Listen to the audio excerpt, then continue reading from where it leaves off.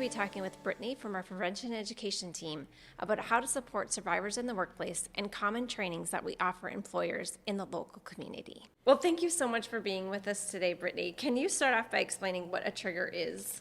Yeah, that's a really great question. So a trigger can be anything. So what a trigger is anything that sets off the stress response system for anyone who's experienced trauma. So that could be a noise, a smell, or anything that looks similar within a situation at work, at home, or within an environment. And what are some of the common triggers in the workplace, and what might someone's reaction look like?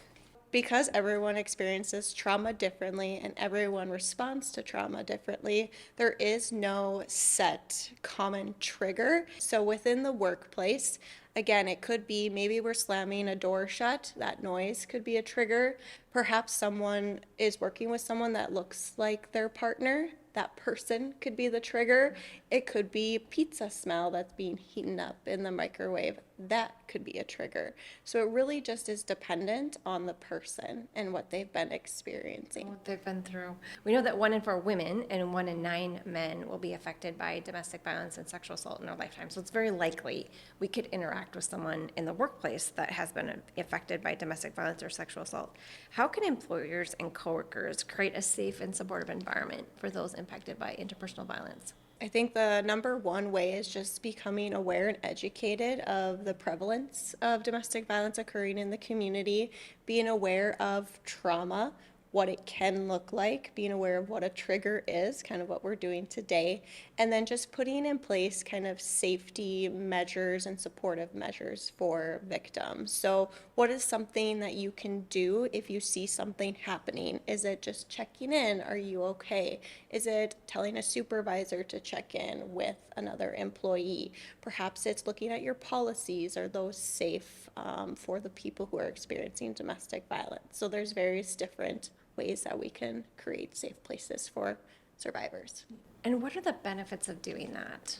The benefits is increasing worker productivity. So they're going to be more invested in the workplace because you're supporting them and supporting them if they're experiencing something. Also, it's going to be more cost effective because employees are going to feel like they can come to you if something is happening, which will then lead to less time seeking out medical care as well. So it's both a benefit to the worker and then in turn to the employer, both supportive wise, cost effective wise, and productivity wise.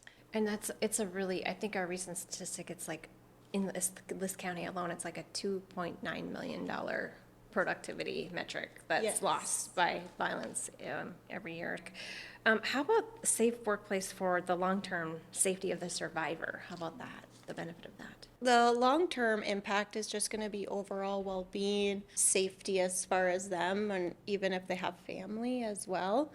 So we could just, as CVIC, we provide different trainings where we could say, hey, here's something that might be helpful for you to implement. It's a lot of conversation of how we can support you and the workplace as far as the employees and just the workplace in general. So it's really just going to impact that individual. But if you think of the larger picture, it's going to impact the company too in a very positive way.